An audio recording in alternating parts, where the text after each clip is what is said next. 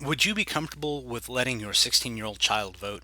I know that I would not be. And one of the biggest reasons for this is that electing an official into any kind of office, whether it be on the federal, state, or local level, that brings in major change. Whenever my state elected a new governor, we got more funding for computer science, but we lost funding for the fine arts. And that was something that, to me, when I heard that and when I saw the effects that that had on the people, I was kind of surprised that people voted for that. That kind of major change at the time, that's not something that I would have thought about had I gone to the polls. And I don't think teenagers think about that either. There's a sense of maturity that comes with the development of a child.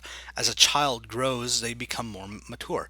If you have children, you know what I'm talking about. If you work with children, you know what I'm talking about. Brain development, though, it's not considered to be, your brain's not considered to be fully developed until you're about 25. And throughout that entire time of development, your thoughts and opinions will change. Yes, your thoughts and your opinions on things will change after you're an adult, but it's harder to get those thoughts and opinions to change. When I was really young, I wanted to be a firefighter.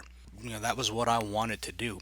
And now this is what I'm doing, and I love it. I don't want to be a firefighter anymore. And a lot of kids can tell you the same thing. Of course, there are children who dream of being a firefighter and grow up to be firefighters, and there's nothing wrong with that. But for the majority of kids, I don't think that's how it works. Along with that maturity, there comes what I call a parental hate. 16-year-olds, as we see if you watch any of Dr. Phil's stuff, any of Jerry Springer, Steve Wilkos, what you find is you find these teens that come on and they have this air about them of I am important, which they are. Kids are important. They have this idea not of I'm just important, but only I am important. Nobody else matters, which is a very dangerous game to be playing. The parental hate that I'm talking about, though, is this idea that I can get angry at my parents because they didn't do what I wanted. My mom didn't get me a G-Wagon.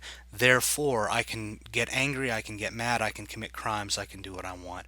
Because your mom didn't let you go to the party last weekend, that's not abuse. And we can find a lot of examples where kids think that that is abuse. Not abuse of power, which, the argument can be made that that is an abuse of power, but they want to make the argument that no, that is child abuse because you did not allow me to go to such and such party. Or that is abuse of the child because you didn't get me such and such iPhone color, which is completely crazy. It's absolute lunacy. Along with the maturity, kids learn what to do and what not to do in the sense of, what is right and what is wrong. I present to you the challenges of the 2010s. Challenges, these internet challenges, some of them are very dangerous.